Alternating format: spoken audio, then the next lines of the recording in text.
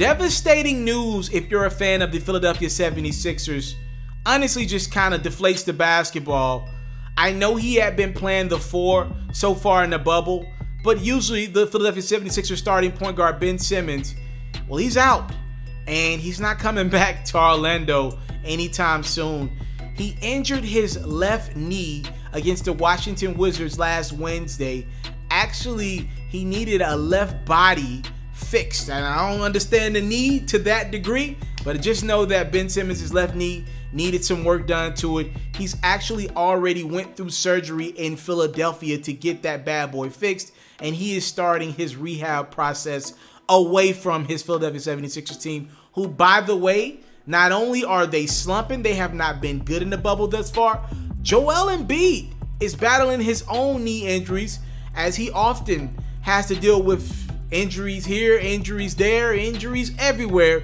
They just cannot get right, and it's deflating. That Philadelphia fan base has remained loyal through some very bad times post the Allen Iverson era there.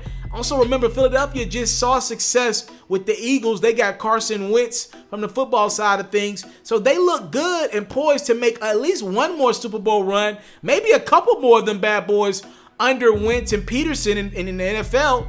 And you look around at the basketball product, hell, all the big-time money is in the NBA side of things. You're giving Joel Embiid top dollar. You're giving Ben Simmons top dollar. You just paid Al Horford. You know, so many of their guys have been rewarded. You just paid Tobias Harris. And what do you have to show for it? It's looking like these boys are going to get eliminated in the first round again.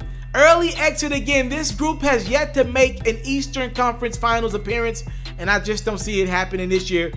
Not only would I pick a team like Milwaukee to beat them, but I'm definitely picking a veteran-led team, no Kawhi Leonard this year, in the Toronto Raptors to beat them.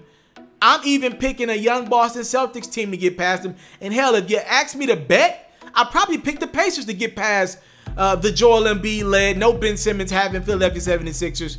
Deflating for that organization. And questions will need to be answered this summer for Elton Brand and that ownership group. What are you guys going to do? Are y'all going to move on from Brett Brown? That seems like to be the obvious answer. You're going to have to go get a coach that can get Ben Simmons and Joel Embiid, though they're still very young, to be the best version of themselves. I would not have as much patience as I maybe would with other stars in the NBA, because I don't believe Joel Embiid will be in the league past the age of 30, 31. I mean, just too many injuries. So from that perspective, you don't have forever to make it to an NBA Finals appearance with this team. You maybe got 4 or 5 more years of prime Joel Embiid. He's in his prime right now. He's not going to get too much better than what he is, because, honest to God truth, his body's not going to allow him to do that. Look at Yao Ming. Joel Embiid, in my world, as great as he is, like, he can't even stay as healthy as Yao was in his prime. And Yao was taller and not as strong as Joel Embiid. So I'm looking around at that Philly team, and I'm just thinking, what would Daryl Morey do if he was in Philly and not in Houston as their GM? I'm thinking Daryl Morey will make a move off of Ben Simmons or Joel Embiid. That's what I believe. And I'm looking around thinking what could possibly happen with Philly this summer.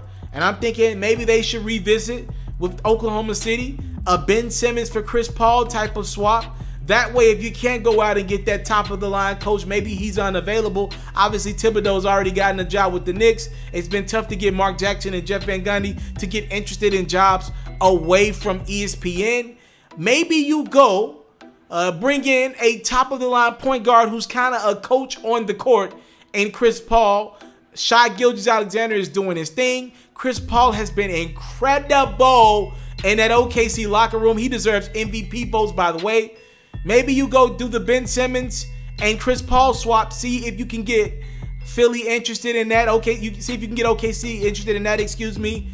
It'll be tough, but maybe you do that to put a young guy who has more time in Ben Simmons around Shai Gilgeous-Alexander, and you can just dedicate Ben Simmons to giving a guy and Shai Gilgeous-Alexander the basketball for the next 10 years. I'm just throwing out a possible solution, but honest to God truth, I don't know what Philly does right now. It just seems like between Ben Simmons and Joel Embiid, they just can't get right at the same time. And we will not see Ben Simmons the remainder of the NBA bubble.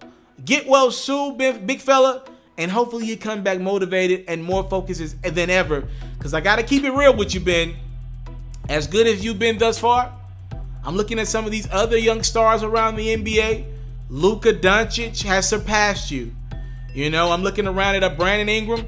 He made the All-Star game for the first time. He's right there. You know, you could argue that he's better than you right now. I'm looking at guys like Michael Porter Jr., Jamal Murray. Just look around the association, Devin Booker. These guys are passing by you, Zion Williamson. And I could name a plethora of other young guys that seem to be hungrier than what you are right now and more dedicated than what you are right now. And for the amount of money that you're making and the hype that came with Ben Simmons, that should just not be the case.